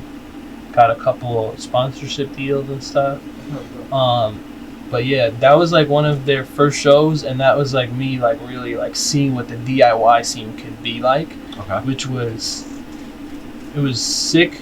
I was kind of just like the guy that would be at every event and like try to get people to buy tickets and taking pictures here and there. I wasn't doing a ton because I didn't have the equipment or the skill to shoot in low light at that point, which it's still tricky because I have very limited lenses, which have issues. Like the last show I was shooting and the aperture kept getting stuck on my, I forget what millimeter that lens is, but so I would like take my camera and just be like trying to get the wheel to go. I saw you like really fucking with that, and I was like, dude, is everything all right? Like, I thought you were gonna break your. I thought you were just frustrated out of like fucking things. No. It was. I was like, you have to like, you have to like shake up the aperture wheel to get it to like re-engage. And I was like missing shots because like people get really close to me and I couldn't get past a certain aperture, so I'd have to like kick it up and try and get that focus. And that's the thing when using a manual focus also. It's like, shit, just missed that millisecond. Oh, the automatic doesn't make it work either. Like if it gets stuck at point 0.8 or whatever, it's not going to go past that with the automatic, so I have to switch into manual and slide it myself. But yeah, so I was doing that shit for a while. Probably from around that time until like 2016, I was like around these indie shows, and I was going a lot like every weekend. Especially like senior year of high school, I finished all my high school credits in junior year, so I was not doing much. That I was gonna say I knew that was gonna come up. You were talking about shooting and photography. Is this? Yeah. You did an interview actually in the caption it says. Yes. So I interviewed Sean O'Malley in 2019 for a magazine, and it was a Christian magazine that I was working for at the time, and they didn't want the interview because they were like, our audience will not connect with this guy. And I was like, bro, who else is bringing in this type of like clientele, this personnel or whatever? That was when we scrolled through that, I was like, you either must have been on like, this is my favorite tennis player type, or wow, I didn't know it was that connected to like, I was actually just working. Do you know who he is? Yeah, he's one of the best male tennis players in the world. No. He's one of the best UFC fighters in the world. Oh, I'm fucking it up. Sorry. No, you're good. But it was. He was just at like an event. Okay, so event? no, it's a weird situation actually. I was there reporting on the Fortnite World Cup, the first Fortnite World Cup that they ever had. Wow, I thought that's crazy. No, but there's no way for you to know from this picture what I was doing. It looks like you're at a tennis event. I am. It's in a tennis stadium. So in Arthur Ashe Stadium, they revamped the whole thing and turned it into this big gaming center. And like Ninja was there, and I don't even have a lot of the photos, but like I met Aaron Gordon there because they didn't have a press box for us. They had a VIP box, and that was it. So I was sitting next to Hit Boy, his girlfriend at the time. I don't know if that's still his girlfriend. I was sitting with her, and she was trying to get me to explain what's going on, and I was like, bro, I was the youngest person that they had to send to this event because it's like a cultural touchstone at the time, and they wanted people to figure out what their kids were up to. Yeah. So they sent me, but I was just there, and I was like, this is crazy, because I had like I had the tag, so I was going through the back, and like at one point I like walked into FaZe Clan's their press box, and I like was just kind of like snooping around trying to see what was up. So they let me into the box briefly, but they had all of their people had finished competing, so the security came in and just pulled everybody out, and they got out real fast, so I didn't really get to talk to them. But I sat down with Sean O'Malley for probably like 15 minutes and like interviewed him about like his gaming stuff, which he's still doing on like stream and stuff. That's hilarious. And he was competing there in the pro-am, so they like teamed him up, like did duos with him and some like 13-year-old kid. Wow, that's pretty cool. And that's hilarious. Because he's like actually like streams and stuff. I mean, a lot of like people with his personality type, like they can make like a lot of extra side money. Oh it's yeah, not even side money. It's like they can pay their rent with that shit. Yeah, I mean that's really like what a lot of those UFC guys have to do because they don't get paid what they should. Like, so you hear people like who are on undercards are getting paid $10K to be there, and they're getting paid $10K if they win. Yeah. And then there's people like Conor McGregor who are getting like these $1 million contracts or whatever. So at that point, he was probably in the lower like thousands. What he was getting paid at that time. But I had seen his early fights, and that was my brother's favorite fighter. So I was like, you know what, I'm gonna just interview him. And I was like doing a lot of stuff like that at that point because I was like young on the scene, and it was just like I can get into places that other people in this field can't because they just don't have the knowledge, and they like don't have. There's like if they had sent somebody else, they would have just walked past all those people. Because I like interviewed like a French gaming manager. He was like a manager for a bunch of like kids or whatever. That's mad funny. Yeah, it was that was a crazy experience, but it was definitely cool. I did not know. Sonny's gonna kill me because I said he was a fucking tennis player. I don't know. I knew him from the streams and gaming and whatnot. Yeah. I knew he was an athlete. I didn't know. That's really cool though that you were just on scenes like that young. Yeah. But that's also really cool that you were at the first like. Yeah, it was such a like crazy thing because it felt like nobody really knew what was going on. Like I was gonna ask more about like the setup. Yeah, like and like that was like at a time where that was like that game was like very popular around like so it could draw in a good crowd. Oh, yeah. Let me see if I And can him at find- that time as a young fighter, it was like he was very popular. He was starting to get entertaining, Yeah. but it's like he didn't have a big security group around him. Where it's like you know what I mean.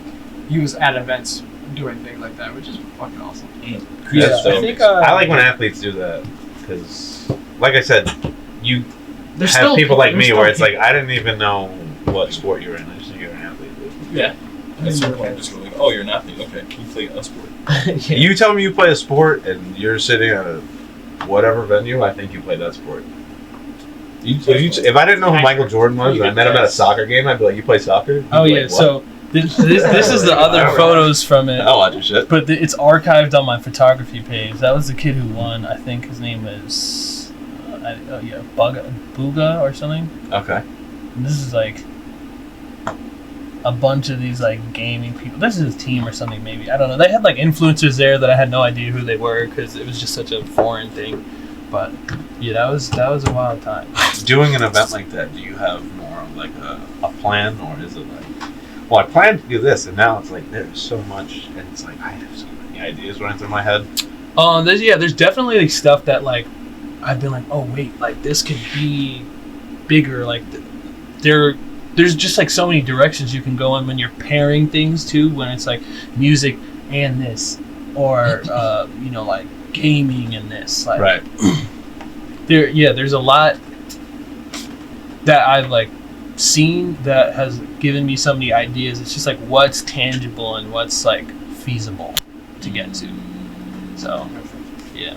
Now, this next one, we just need to know if you were working or this is just like we're up very late. It's a morning type shit. Gotta be like 5 a.m. crack of dawn. You have jeans on?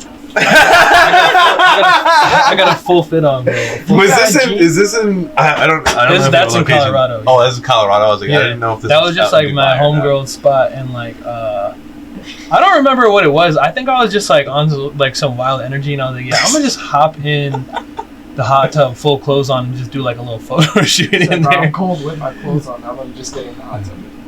Yeah, I don't even remember the context to this day at all, but Is he zooming in? yeah. And I Yeah, was you're like, full fit in that. Yeah. That was a commitment. That one's Yeah. Full commitment. fit. That's jean in there. You got denim in there. I do, bro. Yeah. No, that one was Hot tub. that one was funny. This is from Definitely 2020. Yeah, That was definitely loose. yeah. That was. He didn't go shoes though. I did not go. I was gonna shoes. say you have socks with shoes on. Like No, that's crazy. No, that was Wet that was sock a not tip. fun, No, yeah. and shoes it's like Yeah. you better be wearing beaters. Yeah. But at that, the person who owns the hot tub's gonna be pissed. Yeah, yeah. I think we have one or two more. Oh, we have two more, I believe. This one is another one that I was like, we need some more context on. This is Bro, that's how did this come together? This is one of your first creations. Was this a child? That- Like something that your that, mom kept for you? no, that was just so Put there it on was the fridge. there was a Chick-fil-A on our campus when I went to school down south, and the dining area, like where people would sit, would just be open at all times. So we would just go in there and study because there was booths. So like people would just mob out and study in there. And like this is me not being able to write a paper. Nah. So I would just like had a banana and I would Shit just like like every once in a while I would just be like stick a popsicle stick through it, and then just like that's what turned up at the end.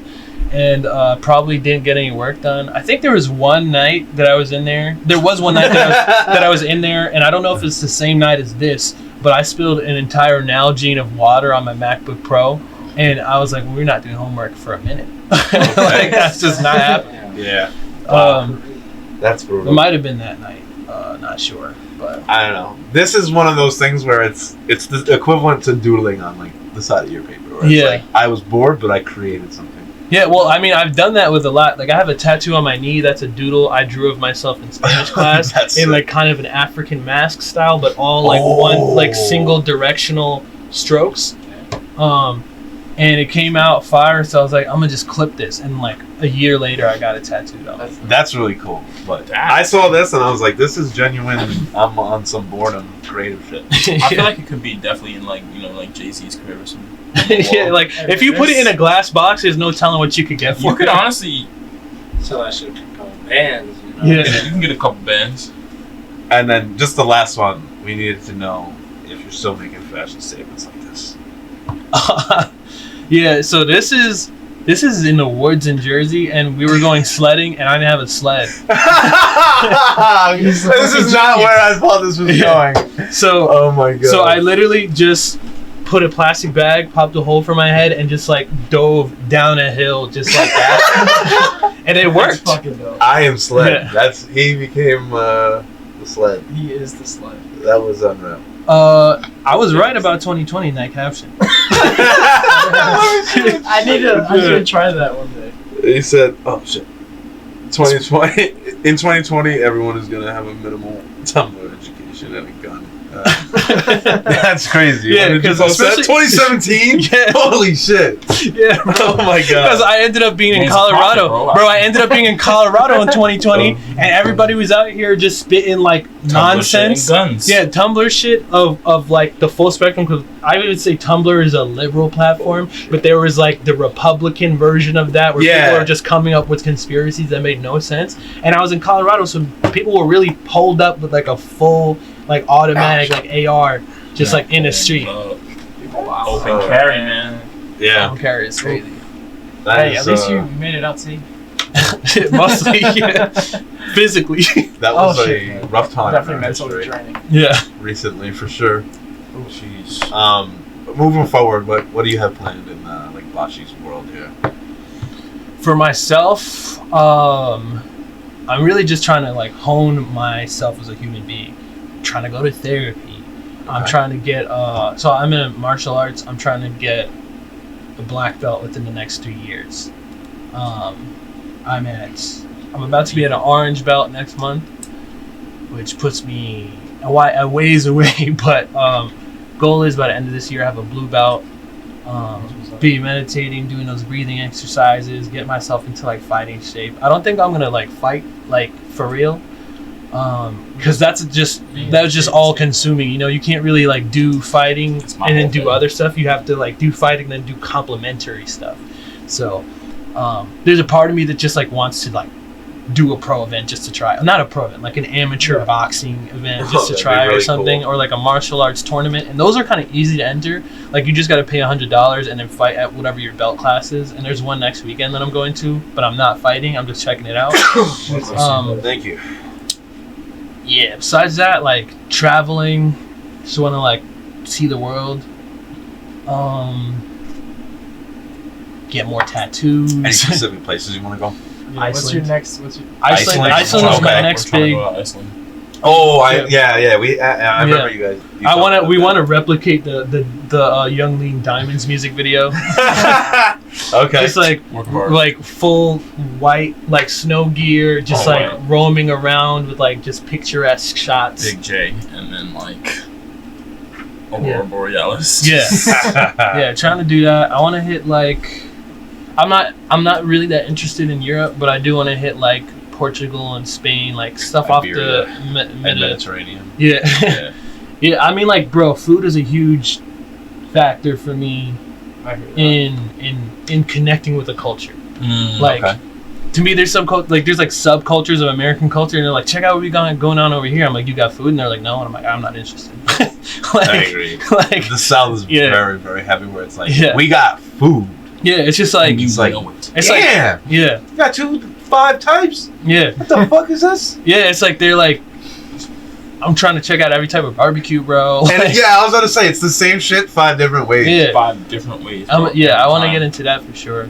I also like on like a random career personal thing. I'm trying to become a certified bodyguard Oh, okay. That's really cool. because that ties into the martial arts thing. Yeah. Gives Gives you a reason to train too. what was the other thing, bro? I'm literally forgetting. I don't know. There's a couple other certifications that I want to get this year.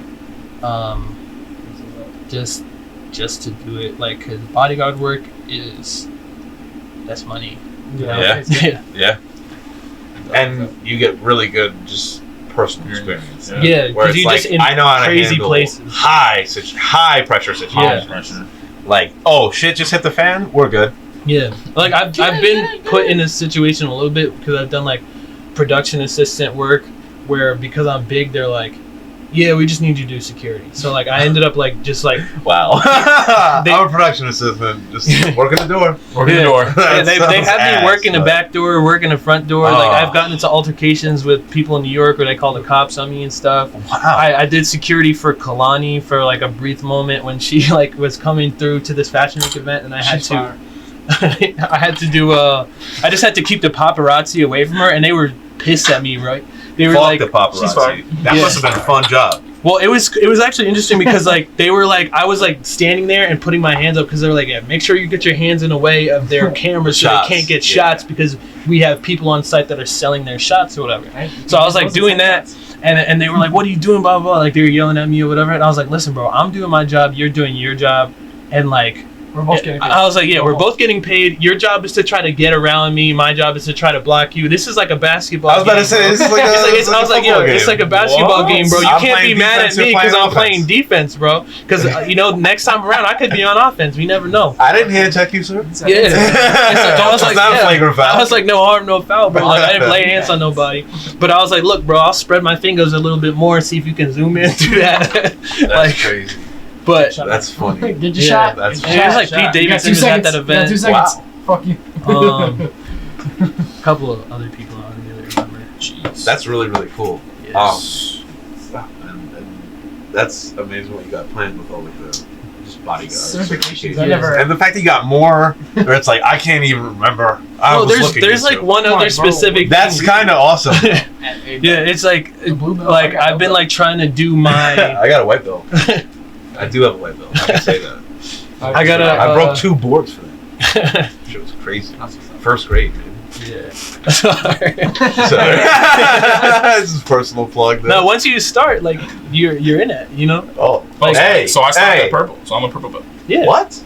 You're a purple belt? I stopped at purple. Yeah, I just. What the Yeah. hell? I didn't know that. I never knew that. That's good to know. I didn't know that. Yeah. No, like once you've done it, it's like. Yeah, it's like that's something that you always have. He's not a real purple belt. You don't know what's Is it red? No, because every martial arts yeah, I was gonna system say and each like one is a different little federations within those martial arts systems has different belts, and even down to the schools they have different belts. Because like my school has more belts than like other schools on average, but and they're in slightly different orders, but it's still the same stuff. That's why. Just give me a black belt. That's amazing. But Black belt. shifting over to you, Locke, you are another part of Ten Heads, and you came up making music and living in Nyack, our hometown. And a lot of people say that this is a sports town, but I feel like this is an art town. We have Yeah. a lot more artists and businessmen than we do athletes going D1. And not that we don't have D1 athletes. No, we do. We have a handful. We have a handful. There's like 5 handfuls of creatives. Yeah. No. Yeah. Yeah, exactly. Way more. Way more. We And got bagfuls of Yeah, there's like a whole bunch of Sony execs out here that live here, Bunch. and the money that's given to the art programs out here is Yeah. insane. I mean, I don't know. Yeah. So, would you mind kind of taking us through like the early development of making music to now, where it's like, well, we know how Ten Heads already started, but kind of getting us to Yeah. that point where it was like the early scope, working with whoever you had around, and early days of production where it's like, well, I just had this equipment, so I did this. Yeah, no, I'll be honest with you, I didn't even have equipment.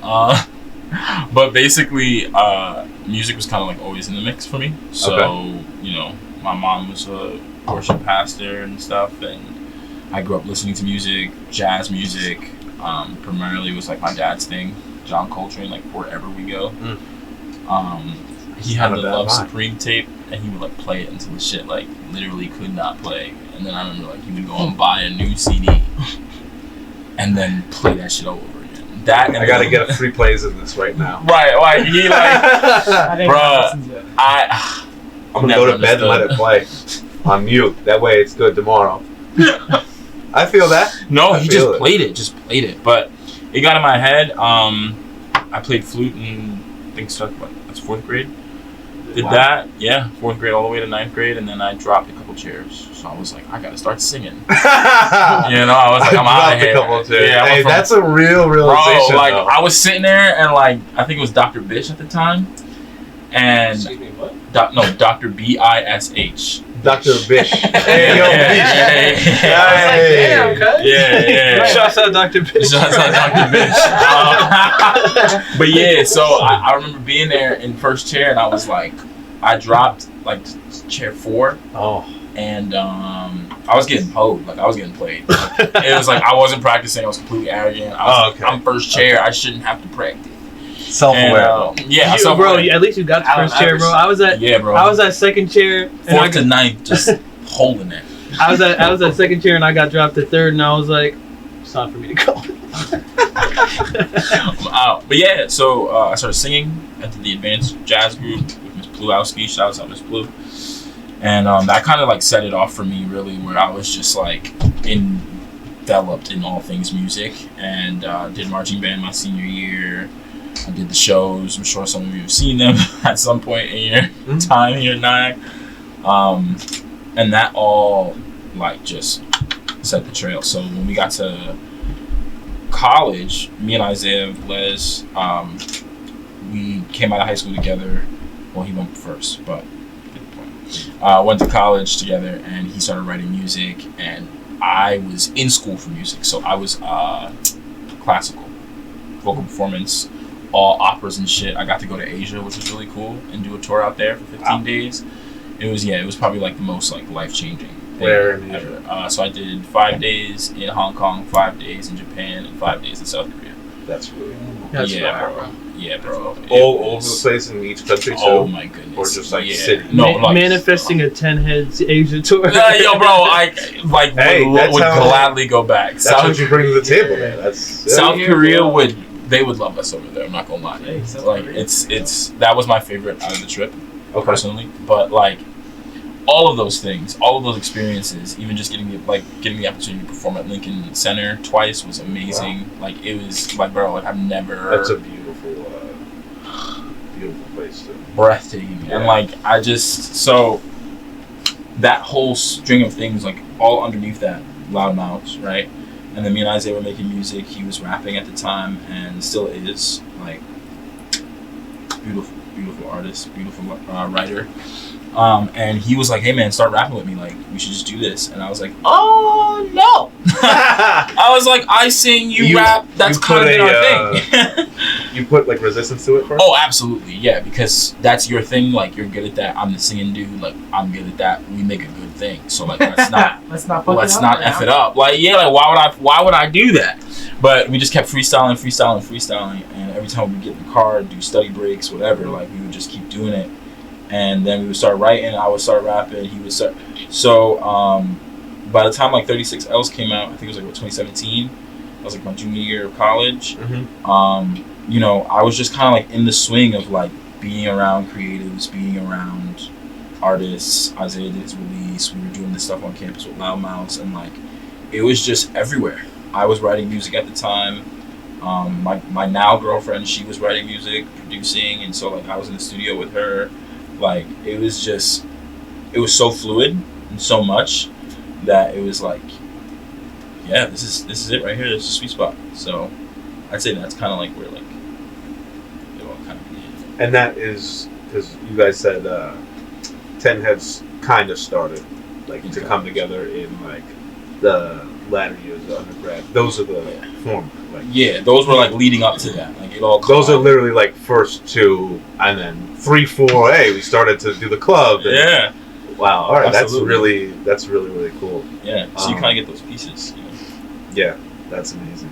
There is reasons for college if you need to do it for the right thing. You just need to be around the right thing and know what you want to get out of it. You also need to go to class. Yeah. All right. Yeah, you need to go to class. I learned that from my sister. I wouldn't know anything about music. I learned that the hard way. I do without going to class. I failed a Spanish class that I could have easily passed because I like, honestly, they hold me a little bit. Like, there was one time where I actually did have a doctor's note, but they didn't accept it because it was from a urgent care.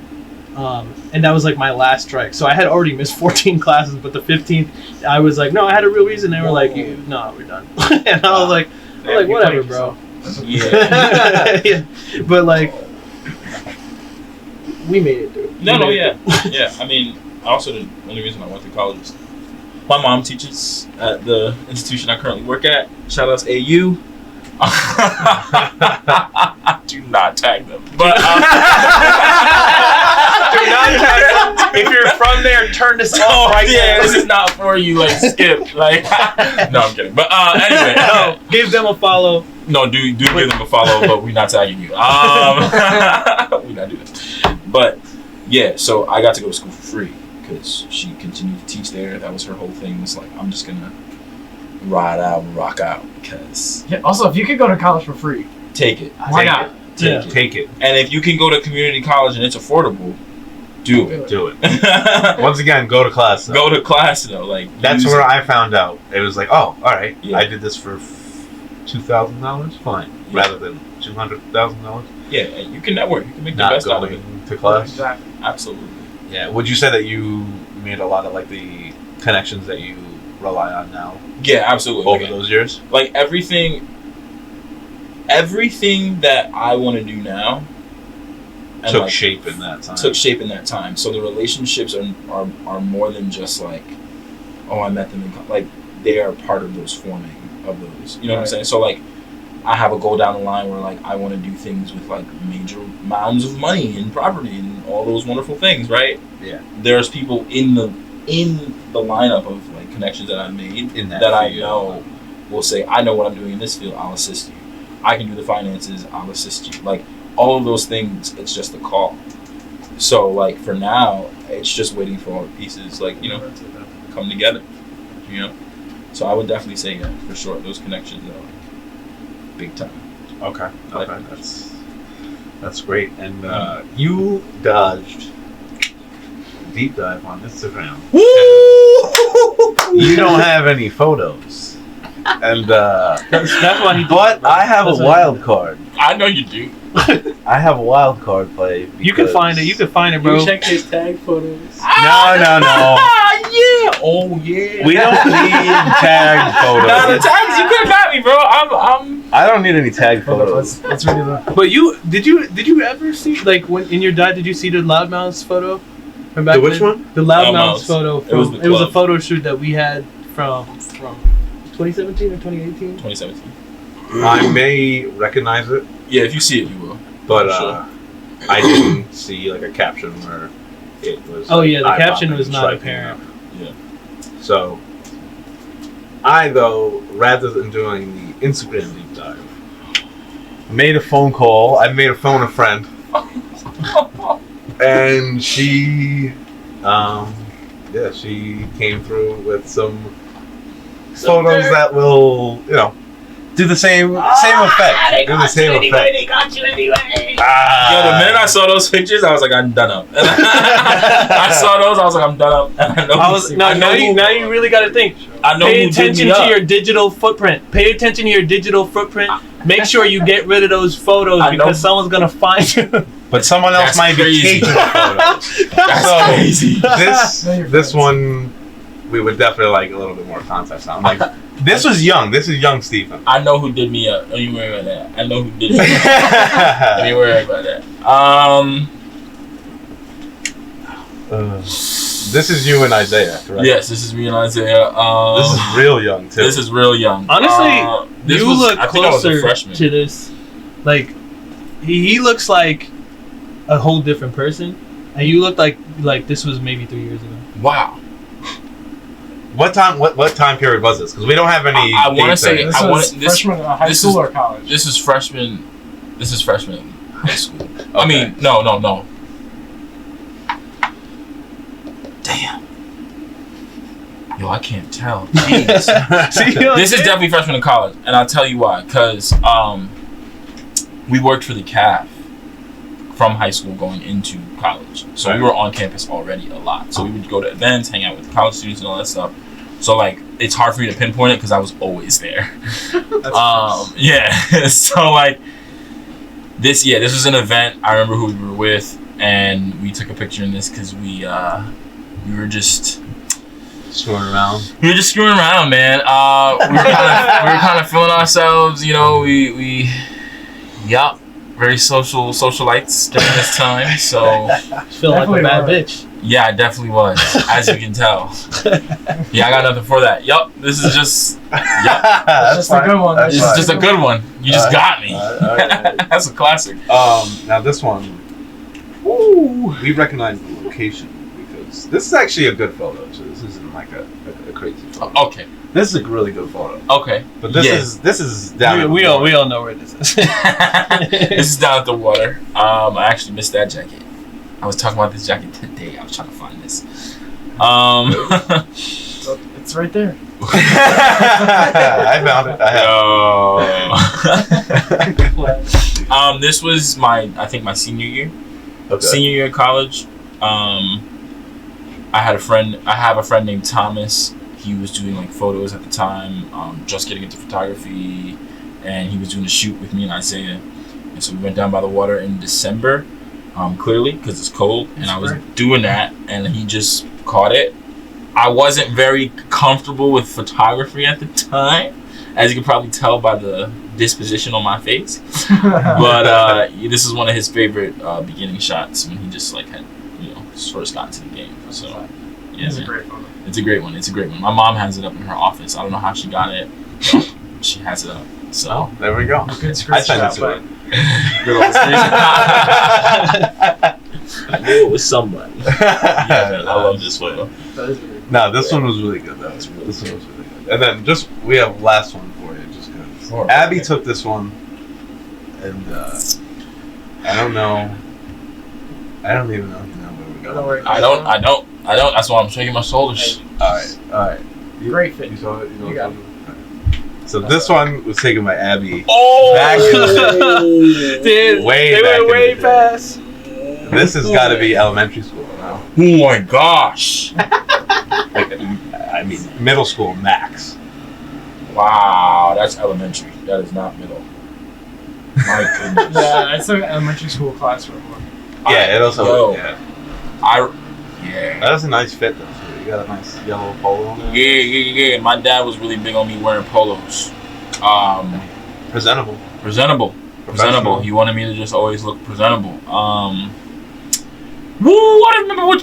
Wow! Look at my forehead, bro. That wasn't pretty good. Yo, bro, like That's not even a wild forehead, I'm bro. speechless now because my dad used to cut my hair, so like I was very self-conscious of like, you know what I'm saying? So like, oh my gosh, my lineup is crazy too. But this is a young me. This is a young me. I was a little dorky for sure because my arms were a lot bigger than my body at the time, and Yeah, you got to grow into. I had to grow into it all. So it's just, woo. That's funny. Who's class? This is the art room. This is math. Yeah. Oh, okay. This was math. This was math class. Yeah, man. I don't know how did she do that? Who? When did she even do this? Probably on a disposable. Yeah, it had to be. What? I think she scanned all of her disposables recently, so she has them in digital form. Bro, there's receipts on you, bro. Yeah, no, Yeah. she's the queen of receipts. Abby is the queen of receipts. and my sister is ruthless. Love her if you pieces. do something in front of her and she took a photo of you, You're done. You're done. You're in the annals of history. It's not that it's going up. It may, but it's like she It may could if somebody TMZ your ass. Oh, If she's yeah. not going to TMZ. Yeah. She'll do it herself. I ever get like super duper famous, she's dropping these pictures. She's dropping them. Like first interview on national television, she's dropping these pictures. I know what she is. Oh my gosh. Oh, Yeah. whew. No. Yeah, that's a good one. It's a classic photo. That's a classic photo. Good. Wow. I got no posts. They got some though. Yeah, you had nothing on Instagram. I Go back literally, in the we were recent- I was putting together that segment because I was like, oh, I'm going to do this. This will be great. I'll do it for both of them. I went through all 549. That's crazy. Stop. He's his. I was like, oh my god. And the thing is, I pulled a lot of it. I think I was at Oh my maybe God. 900 at one point. Yeah. Because I really just like keep it as like a scrapbook. But a lot of it, I'm like, It can't be is on really there. cool to see that though. Like, And I like the idea of keeping it because it's like if it ever matters to anybody, like you can kind of see where stuff came from. No, because like I like when I go back, I see people's pictures on Instagram from like 2013. I'm like, damn, I wish I had like my pictures from like I'm just Yeah. like delete that shit. yeah. And they didn't have archive archive. button. They didn't Yeah, have. no, archive. yeah. That's They what I was didn't gonna say. I have was that gonna till like snitch. 2017. Or I had another Yeah. account at one point where it was I like when, archived all my posts. during like the the Finsta era. Oh. I used to have one of those, but I used to use it to just diss people. Like I would just like put like, Congress a got rid picture of of them and then like a picture of somebody else that they look like. Like there was this one person that like had like very pink skin, and I put the like the side character from Sid the Science Kid on there, and I posted it. And Yo, we had that. and I what I did was because now you can just export all of your stuff into a zip file, like the whole Instagram, and then just delete it. So I have it, but I don't know where the zip file is. Like it's somewhere in my hard drives. But yeah, He's thinking about doing that. Good to know. I mean you can do it and not delete your account also. So you Yeah. but you There'd be no point to that. yeah. No, I mean like if you have stuff that's archived, it's not public, but you want it like somewhere else. Oh, gotcha. That's what you're saying. So, we've been rolling for a while. Let's start to wrap up. But before we do, let's allow you to explain what's coming for you, though, as well. Wow. No, yeah. There's so much. I definitely resonate with Bashi on that one. There's so many different avenues and like channels, and it's just like wow, kind of overwhelming sometimes. But right now I am doing my MBA at my alma mater. Shoutouts. Not again. I'm doing my MBA at my alma mater, and I'm getting my focus in marketing. So the goal for me going forward in the near future is to finish strong, of course, get these classes done. It's an accelerated course, and I'm also a resident director, so there's a lot there's just so many different things that I'm balancing. But I've even noticed that even in my job, it sounds crazy to say, I don't want to say that artists are that of college students, but the management of major groups, people groups, parlaying with different teams and having to coordinate homeostasis among my floor and all of my residents and trying my best to do that. I feel like all of it is kind of preparing me in these different ways, kind of like baking a cake, into going into that creative space, because I feel like nothing is wasted in this season of my life, and I want to use everything I have to foster environments like the ones that we're doing in 10 Heads and give back to creativity. And so that's kind of where I'm at with that. I think direction wise, intent wise, that's what I want to kind of see for myself going forward. I kind of just see myself putting in more work, doing more risk, stepping out there, and just seeing where I can be stretched. Bashi likes to call me what is it, A&R for 10 Heads sometimes, because I'm reaching out to artists, trying to get them to, hey, we can do this, we can do that, let's try to get your event together. So I definitely like that muscle, and I want to keep working that. And I think